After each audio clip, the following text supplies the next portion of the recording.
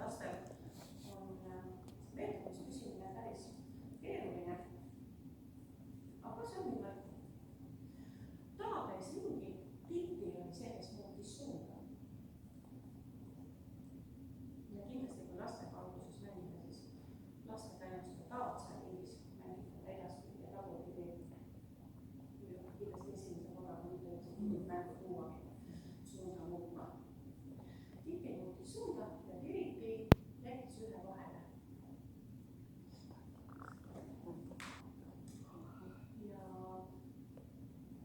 Ja seda mängisin naabriga, sest neid plakse oli täitsa keeruline juba jälgida, aga 3 plaksu oskas igaüks neist teha. Siis ma mängisin seda plaksu mängu.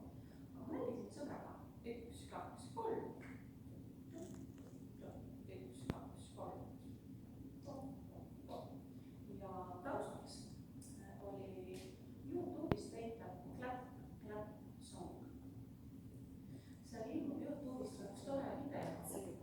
Seega. Jaa, nagu seega. Slap, slap song. Clap, clap song. Ja seal ilmub üks tore video, kus õpetajad ja lapsed tantsivad seda mängu ajalehega. Ma arvan, et olete näinud ka.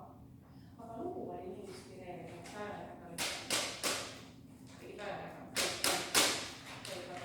Ja seda ma ka väga tantsisin. Aga miks mitte seda plaksutada? Ja siis me tantsisime tegelikult seda õige ja vasenda.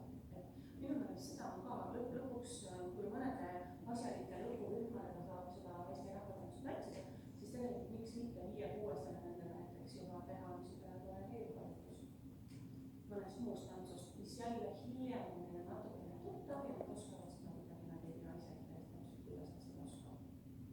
Sest nad ei mäleta, et tantsisid eelmisel aastal kaasa sama teiste visi järgi. Seejärel me lausime tüütud putukad Liina Vanjusaar.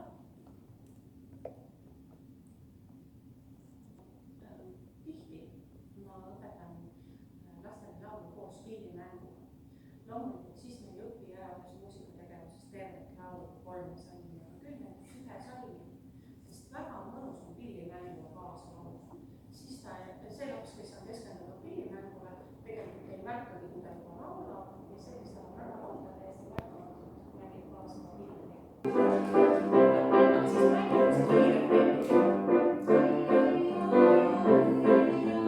Et siis ma katsun hästi jälgida seda, et see esimene osa tõesti, kui ma mängin aeglust meetrit, siis ma mängin ise ka aega.